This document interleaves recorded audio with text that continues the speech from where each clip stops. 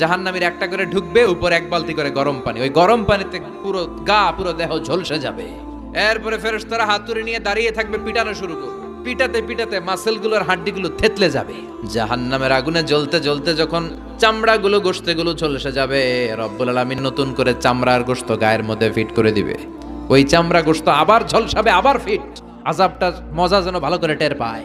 একের পর এক শাস্তি শুরু এবার জাহান্নামে। যারা দুনিয়াতে আত্মহত্যা করছে, ছুরি মারছে, ও খালি ছুরিই মারবে।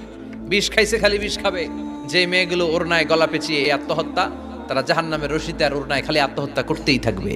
যারা স্মার্টফোনের ভিতরে ইন্ডিয়ান নায়িকাদের কোমর দোলানো ডান্স দেখেছে, অশ্লীল ভিডিও দেখেছে, জাহান্নামের গরম শিক চোখের ভেতরে ঢুকিয়ে দেওয়া হবে।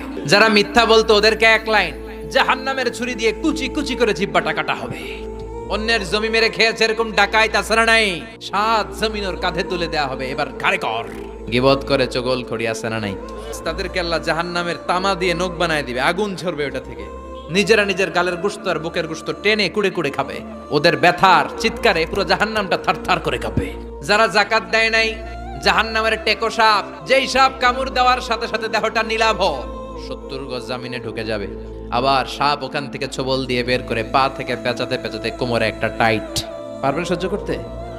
আল্লাহ জাহান্নাম থেকে তুমি আমাদের বাঁচাও।